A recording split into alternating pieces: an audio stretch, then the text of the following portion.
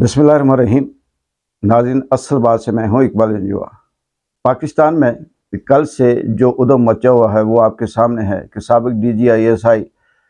फैज़ हमीद की गिरफ़्तारी और उस पर मुख्तलिफ़ तबसरे तज्ज़िये। उन पे मैं सिर्फ़ इतना कहूँगा कि जब इस तरह की गिरफ़्तारी होती है जो सियासतदानों की तो हमें समझ में आती है, लेकिन आम जो पाकिस्तान के ऐसे इदारे जो सिर्फ़ मुल्क की सलामती के लिए होते हैं या जो अवाम के तहफ़्फ़ुज़ के लिए होते हैं, या वो इदारे जो बड़े बड़े करप्ट मगरमच्छों को रोकते हैं, उनके अंदर भी अगर ये सूरत हाल है तो फिर ऑटोमेटिकली एक सवाल पैदा होता है, दिलो दिमाग सोचने पे मजबूर करता है कि इस मुल्क में चल क्या रहा है।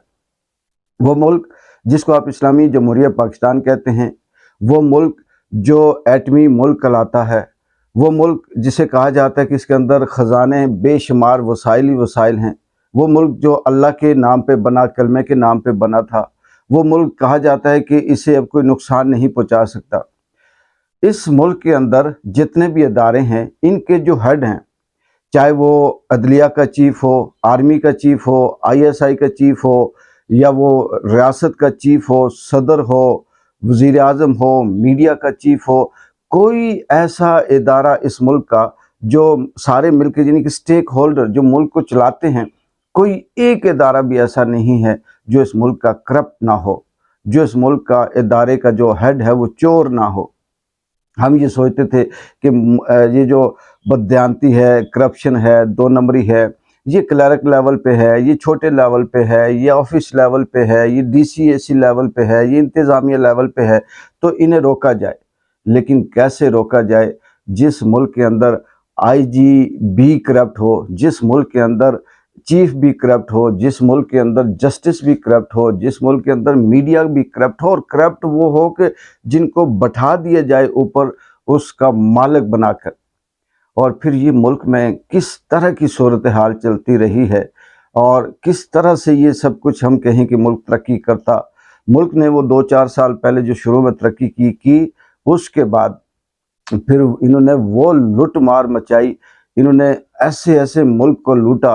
कि अब ये जिस लाइन पे इस मुल्क ने इस वक्त आके खड़ा है, ये नेचुरल था, ये खड़ा होना था, इस जगह पे पहुंचना था। ये इमरान खान ना भी कहता फिर भी पहुंचना था, लेकिन फ़र्क सिर्फ इतना हुआ कि माजी के अंदर ये इसी तरह से लूट मार मचा कर जजीरे लेते रहे, बड़े बड़े महल बनाते रहे, मनी लॉन्ड्रिंग होती रही, एवन फील्ड जैसे अरबों खरबों के हिसाब से महल बनते रहे, स्विस बैंकों में खरबों डॉलर वहाँ पे जमा होते रहे, और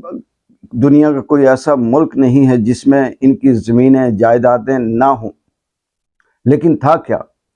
कि ये सारे के सारे जो करप्ट लोग थे, ये मिलकर इनका एक जत्था था और इनका बयानिया था कि मैंने तेरे ख़िलाफ़ नहीं बोलना, तूने मेरे ख़िलाफ़ नहीं बोलना, मैं तेरे ख़िलाफ़ इस लेवल तक जाऊंगा, तूने फिर मेरे ख़िलाफ़ इस लेवल तक आना है। तो वो जो राज था वो छुपा हुआ था। हम नगमों के अंदर गुम हो जाते थे, हम गानों के अंदर गुम हो जाते थे, हम डोल धमक्कड़ के अंदर गुम हो जाते थे, हम 2-4 प्रोग्रामों के अंदर तारीफ़ें होती थी, गुम हो जाते थे। हम सोचते थे वाकई सही बात है, ये शख्स बहुत बड़ा हीरो है, इसने तो आसमान को सर पे उठा रखा है, ये बहुत बड़ा दयानतदार है, इसने तो इस्लाम का आगाज़ ही इसी से हुआ था, ये ऐसा है कि इतना बड़ा इंटेलेक्चुअल है कि ये ना होता तो पाकिस्तान के अंदर तामीर और तरक्की ना होती, ये ईंटें ही इसने लगाई हैं। लेकिन अब ये समझ आई कि जब राज खुला तो पता चला कि वाकई ये मुल्क मसखरे चला रहे थे, ये मुल्क करप्ट चला रहे थे, ये मुल्क आपस में कीना, दुश्मनी, परवरी, बुग़्ज़ रखने वाले चला रहे थे। इस मुल्क के अंदर सिर्फ़ और सिर्फ बड़े बूट पहनकर और लिखी लिखाई चंद बातें बयान करने के बाद में उन पे हंसना कि मैंने सारी आवाम को बेवकूफ़ बनाया, ये मुल्क ऐसे लोगों पे चल रहा था जिसकी वजह से इसका ये हाल हुआ। और अब इल्ज़ाम किसी और पे है, किसी की यहाँ गिरफ़्तारी होती है, किसी के ऊपर केस बनता है, किसी के ऊपर कोई इल्ज़ाम लगता है, तो नाज़रीन मैं आपको सच बताऊं, वो केस, वो इल्ज़ाम, वो गिरफ़्तारी दयानतदारी या एहतसाब की बुनियाद पे नहीं होती। ये गिरफ़्तारियाँ, ये केस, ये इल्ज़ाम से दुश्मनी और बुग़्ज़ की बुनियाद पे होता है। یہ یہاں پر صرف اس شخص پہ کیس بنایا جاتا ہے جو کرپٹ ٹولے کی بات کو نہیں مانتا، یہاں اس کو اٹھایا جاتا ہے جس نے کرپشن کی ہوتی ہے، اور سامنا جو دوسرا کرپشن والا ہوتا ہے اس کے ساتھ مل کر یہ نہیں کہتا کہ ہاں تیسرے نے بھی کرپشن کی ہے۔ یہاں پر صرف اور صرف جب تک آپس میں حامی ایک دوسرے کے ہم خیال ہوں گے تو سب سیف ہے، محفوظ ہے۔ جیسے ہی اختلاف رکھیں گے، جیسے ہی آپ یہ کہیں گے کہ میں نے تھوڑی کرپشن کی، اس نے زیادہ کی، تو آپ گئے، آپ اٹھائے گے۔ اس ملک میں عمران خان نے صرف یہ کیا کہ اس نے یہ راز بتا دیے کہ یہ وہ لوگ ہیں جن کو آپ اپنا ہیرو کہتے تھے، یہ وہ لوگ ہیں جو ہمارے اوپر مسلط ہیں، یہ وہ لوگ ہیں جن کو ہم یہ کہتے ہیں کہ یہ ملک چلائیں، جو گھر میں نہیں بات کر سکتے وہ انٹرنیشنل کیا بات کریں گے، جو اپنا پیٹ جن کا نہیں بھرتا، جو لالچی ہیں، جو اپنے اس 4 دن کی زندگی کے لیے سب کچھ لٹ مار کر کے رکھ دیتے ہیں، وہ کیا عوام کی ہمدردی رکھیں گے۔ قاضی عیسیٰ فائز کی آپ مثال لے لیں، 3 سال کی، 1 سال کی، 2 سال کی ایکسٹینشن کے لیے وہ انصاف کی دجیاں بکھیر رہا ہے، وہ جھوٹ پہ جھوٹ بولے جا رہا ہے، وہ قرآن و حدیث کی جو حلف اٹھایا ان کو پاؤں تلے رونتتا جا رہا ہے۔ آپ صرف دیکھ لیں کس لیے دشمنی، عمران خان سے بغض، نون لیگ سے حمایت۔ کل جو فیصلہ دیا وہ جو ری کاؤنٹنگ کی سیٹوں کا 3 سیٹیں، کس طرح سے قاضی نے آنکھیں بند کر کے واپس نون لیگ کو دے دی۔ یعنی یہ تو ایک اندھا بھی جانتا ہے کہ نون لیگ کا پنجاب کے اندر کیا حشر ہوا، اور پھر اس لیے کہ جی کسی طرح ان کی تعداد بڑھتی جائے اور ان کی حمایت ہو۔ یہ ایسا کب تک چلے گا؟ جب تک میں یہ کہتا ہوں کہ یہ لوگ اپنی ان کے اندر کوئی طاقت، یہ جتھا تھا تو انہوں نے چلا لیا، لوٹ لیا۔ دنیا میں ہر ایک چیز کی اپنی ایک لمٹ ہوتی ہے،